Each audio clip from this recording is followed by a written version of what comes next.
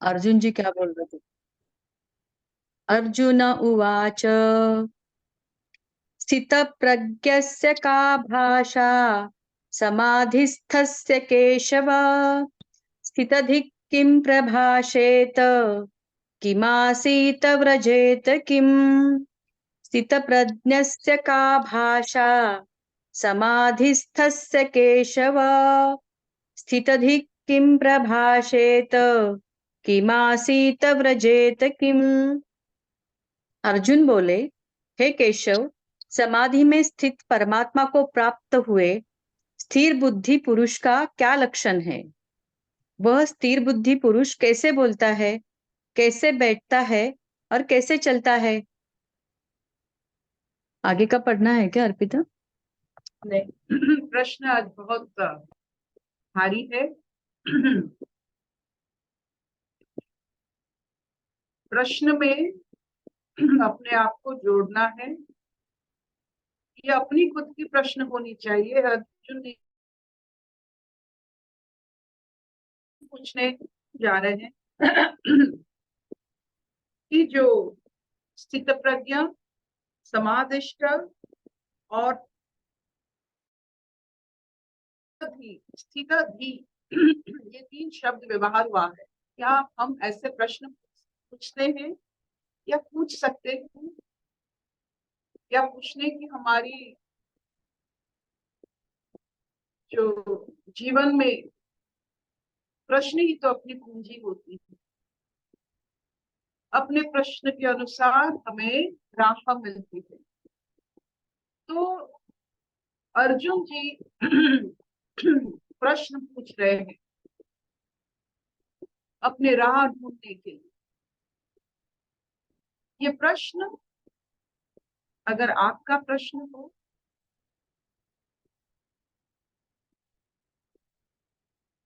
तो आपको जरूर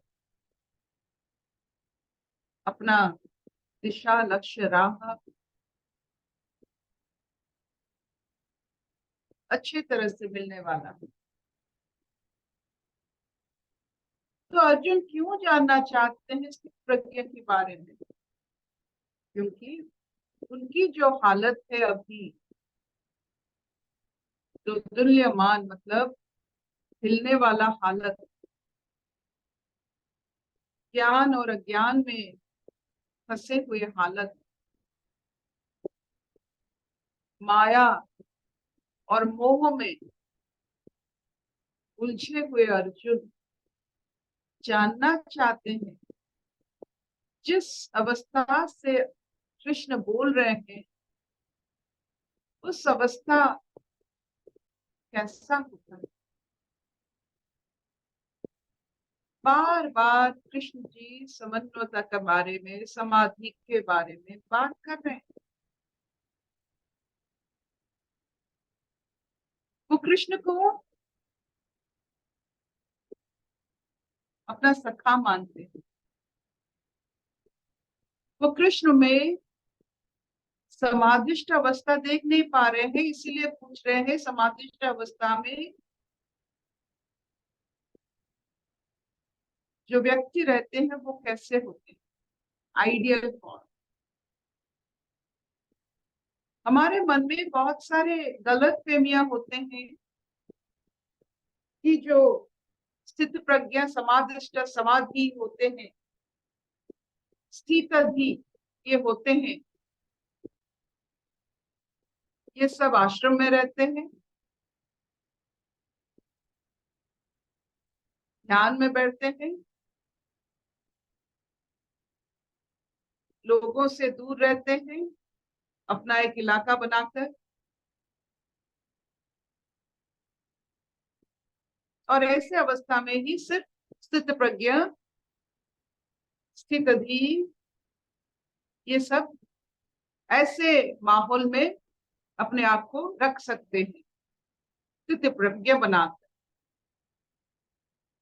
वो नहीं समझ पा रहे हैं कि कृष्ण, स्वयं कृष्ण उनके सामने जो बोल रहे हैं वो उस अवस्था से ही बोल रहे हैं। जब भी हम कोई नकल करना चाहते हैं, किसी की नकल करना चाहते हैं, सबसे अच्छे व्यक्ति की नकल हम करते हैं जो हमें पसंद। अगर किसी का हैंडराइटिंग आप नकल करना, अच्छी हैंडराइटिंग बनाना चाहते हो, सबसे अच्छी हैंडराइटिंग का हम नकल करते करते फिर अपना हैंडराइटिंग उस तरह हो जाता है। तो अर्जुन भी अपने आप को किसी का नकल करना चाहते हैं जिसके बारे में कृष्ण बता रहे हैं कि ऐसे अवस्था में सब कर्म करना चाहिए। ऐसे अवस्था में जो कर्म होता है उसका कोई फल नहीं होता। जो उसको सुनते सुनते वो कृष्ण को अनदेखा कर रहे हैं।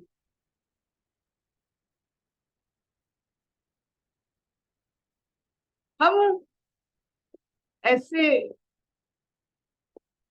मनुष्य होते हैं, अपने नजदीक लोगों को हम कभी ईश्वर मान ही नहीं सकते। हमें लगता है ईश्वर कहीं दूर जरा पहाड़ पर, नहीं तो कोई अनोखे अलबेले जगह पर वो रहते हैं। पास वाले को, जो अपने साथ होते हैं, पास होते हैं, हम कभी उनको अपना जो स्थित प्रज्ञ हो या उत्कृष्ट एक मनुष्य नहीं मान सकते। क्योंकि हम देखते हैं वो खाते हैं, पीते हैं, बात करते हैं हमारे जैसे, तो लगता है नहीं नहीं ये ईश्वर नहीं हो सकते। रामकृष्ण परमहंस और उनकी पत्नी के बारे में कभी कभी छोटी छोटी बातें नजर में आ जाता है और बहुत गहरा उसका असर पड़ता है। जब रामकृष्ण परमहंस अपने शिष्यों से इतने सुंदर सुंदर सहज बातों में जब वो ब्रह्म ज्ञान की बात करते थे, तो वो एक अलग अवस्था में रहते थे। जब घर गृहस्थी में लौटते थे, उनको भूख लगता था, वो अपने पत्नी के चारों तरफ नाच उठते थे, तुमने आज क्या बनाया है, क्या बनाया।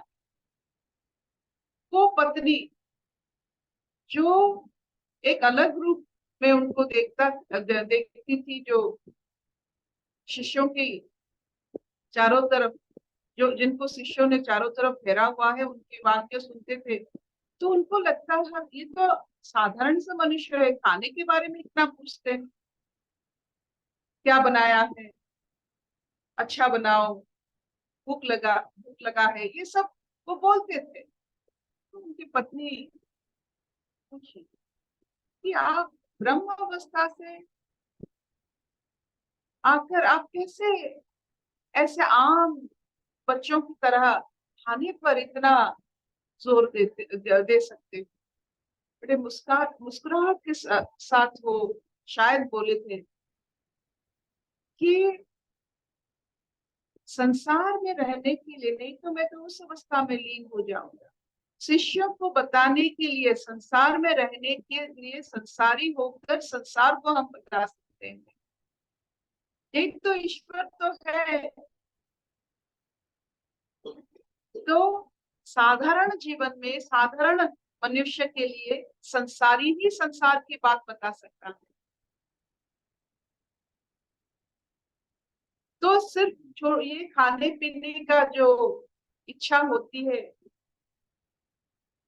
रामकृष्ण जी जैसे, उसी के माध्यम से वो संसार को समझ सकते हैं, और कहाँ से प्रश्न उत्पत्ति हो रहा है वो समझ सकते हैं, क्योंकि वो जो मूल मंत्र है संसार का वो है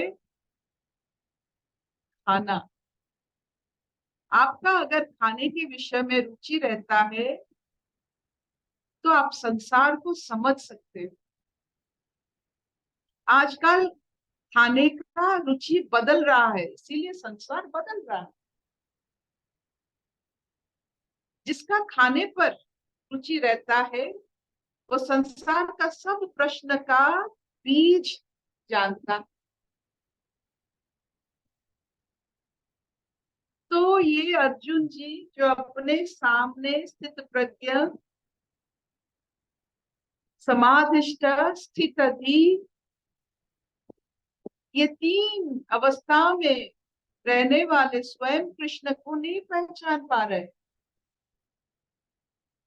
उनको बोल रहे हैं कि स्थित धीर स्थित प्रज्ञ कैसे बात करते हैं, कैसे उनका जीवन का आचरण होता है। ये बड़े मजे की बात होती है।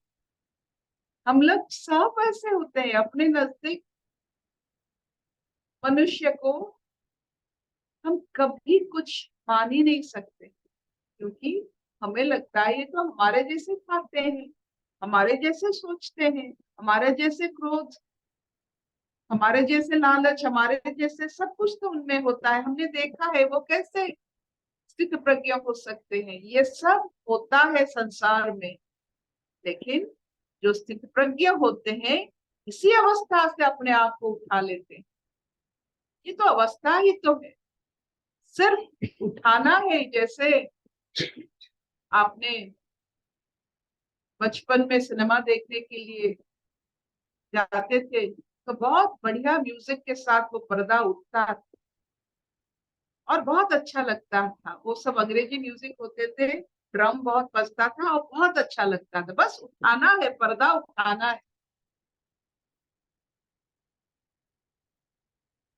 जो कृष्ण अपने सखा के लिए सारथी बने हुए हैं,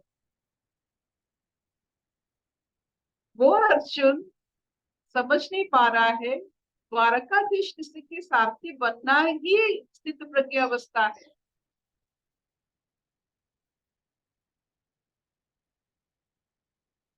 तो स्थित प्रज्ञा कोई आश्रम में पलने वाला स्थिति नहीं, वो हर वक्त हमारे जीवन में, हम हर वक्त कभी ना कभी इस अवस्था में जा सकते हैं। तो अर्जुन की जो प्रश्न अगर आपके मन में है, इस प्रश्न को अपने आप से पूछिए, क्या मैं स्थित प्रज्ञ हूँ? क्या मैंने कभी स्थित प्रज्ञ बना? स्थित प्रज्ञ अवस्था में मैंने इस संसार को कभी कुछ दिया? संसारी अवस्था में सब कुछ दिया, एक संसार दिया, एक परिवार दिया, बच्चे पैदा किए, उनको बढ़ाया, लाड़ दिया।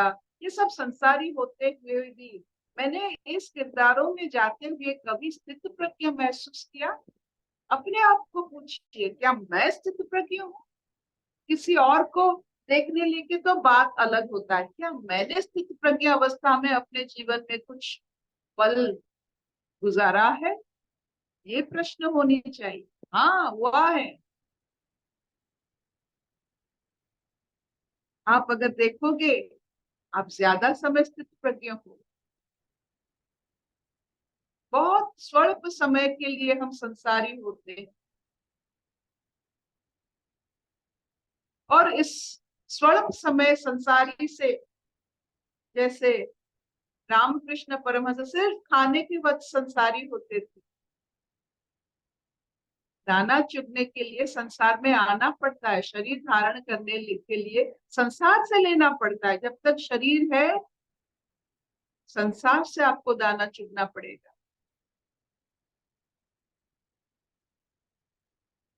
तो बस ये अवस्था आप जरा याद कर लीजिए, कितने अनुभवी है इस अवस्था के, और आप सब है ये मुझे मालूम। क्या इतना चलेगा? हाँ रितिका। Will this do? हाँ मामा। तो अभी हमें कहीं और देखना नहीं है, अपने स्थिति प्रज्ञ अवस्था को ही देखना है, किसी और को देखना नहीं है। नकल और बाहर से कुछ लेना देना नहीं है। अब अपनी नकल करना है जब हम उस अवस्था में रहते हैं। कितना समय उस अवस्था में हम रह सकते हैं, बस यही कर्म करना। क्योंकि इतने सारे दिनों में क्या हमें स्थित प्रज्ञ अवस्था एक पल के लिए नहीं मिला? बस हमें पता ही नहीं चला। इसका नाम स्थित प्रज्ञ समाधिस्थ है। जब ऑब्जर्व्ड और ऑब्जर्वर एक हो जाते हैं, हमें लगता है कि ईश्वर हमें देखते हैं, कोई ईश्वर बाहर है, वो हमें देखते हैं। जब कभी कभी हमें ईश्वर जैसा लगता है कि कोई हमें नहीं देख रहा, हम ही सबको देख रहे हैं, क्या ऐसा अवस्था कभी नहीं आया जीवन में? ऐसा विराट अवस्था तो हमारा जैसे मूल अधिकार, मतलब ये तो मूल मंत्र है मनुष्य का। ऐसे अवस्था, उसका प्राकृतिक स्थिति ऐसा ही है। कोई आपको देख नहीं रहा है, कोई अकाउंटिंग नहीं चल रहा है, आप बिल्कुल ईश्वर हो, ईश्वर जैसे काम कर रहे हो, तो आपको कौन देखेगा? जब अपने आप को ईश्वर से नीचे आप मानते हो, तो आपको लगता है आपको कोई देख रहा। जब ईश्वर जैसे काम कर रहे हो, कोई नहीं देख रहा है। यू आर ईश्वर, यही समाधिस्थ अवस्था। अशतो मा सत्कमय, तमसो मा ज्योतिर्गमय, मृत्युर्मृतम गमय। सर्वे सुखिनः सन्तु, सर्वे सन्तु निरामया, सर्वे भद्राणि पश्यन्तु, मा कश्चित् दुःखभाग् भवेत्। ओम शांति शांति शांति।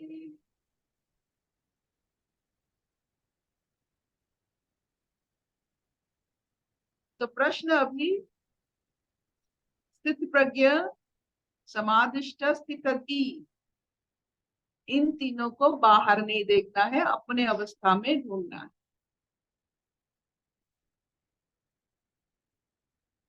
निरुपमा जी कुछ कहना चाहते हैं? बोलिए। सच्ची में अंदर बहुत लग रहा है बोलने के लिए। होते हुए हम स्थित, पर हम मन के बहकाव में ना हमेशा मतलब बाहर ही ढूंढ रहे थे शांति, और बाहर ही दौड़ रहे थे। गुरु से ज्ञान मिला, ज्ञान से हमारा वो स्थिति में टिक पा रहे हैं दीदी, वरना आप देखिए कभी ना, ये अर्जुन माइंड बहुत गिड़गिड़ा के लेके जाता था। अर्जुन जी जो उनके सामने कृष्ण है, उन्हें पूछ रहे हैं मुझे कुछ दिखाओ। अर्जुन जी स्वयं जो स्थित प्रज्ञ है, स्वयं जो स्थितधि है, वो जो बात कर रहे हैं उनसे, उन्हीं को पूछ रहे हैं कि कैसे स्थित प्रज्ञ बात करते हैं, वो कैसे सोचते हैं। जैसे रामकृष्ण की पत्नी ने रामकृष्ण को पूछा, तुम अपने शिष्यों के साथ ब्रह्म ज्ञान में लीन हो जाते हो और खाने के पीछे में मेरे पीछे आकर पढ़ते हो। यही होता है।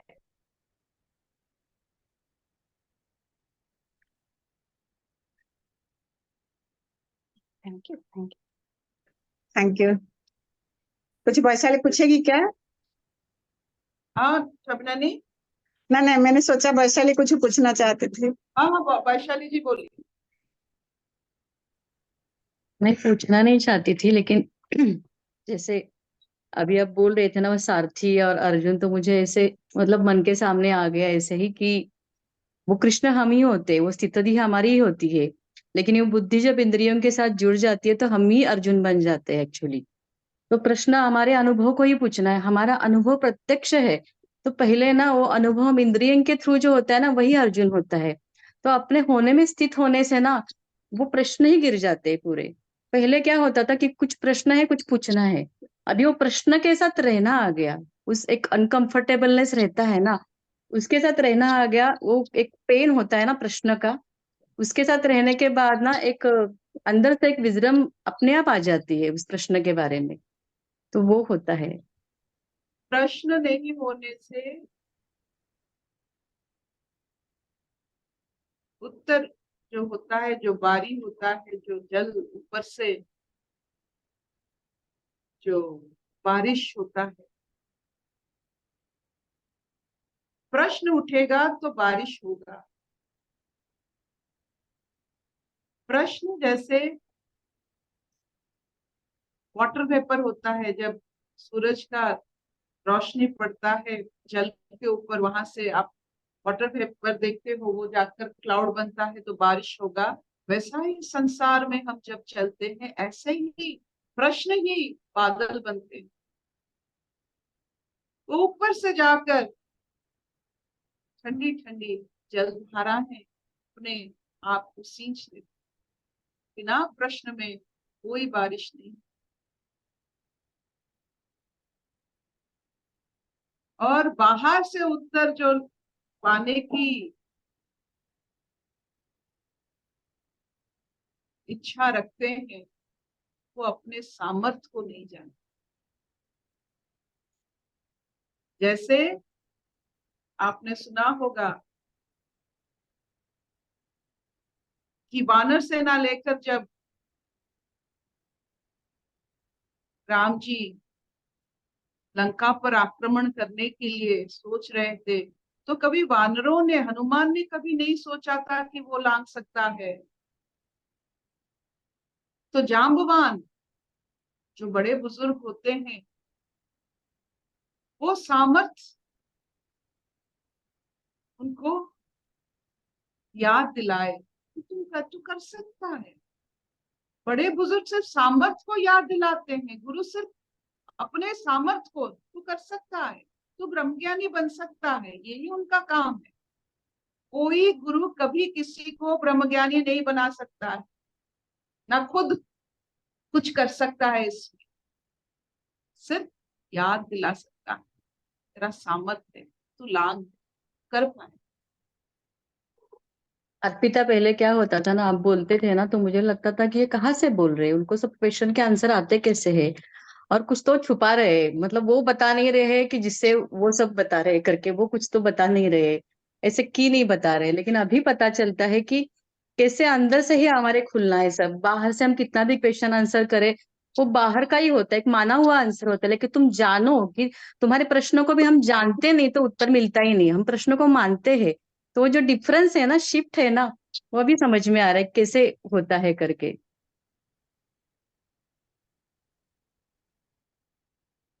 ये सब क्या है ना वैशाली जी,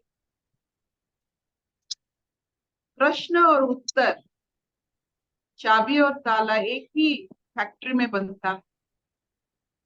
तो प्रश्न आपका तो उत्तर आप ही का हो, अलग उत्तर से अलग ये खुलता नहीं। अगर प्रश्न और उत्तर अपना खुद की मैन्युफैक्चरिंग यूनिट में बने तो बहुत अच्छी तरह से वो ताला खुलता है।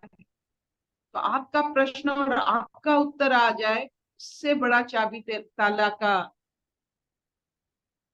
पेयरिंग अच्छा हो ही नहीं सकता। Your question your answer.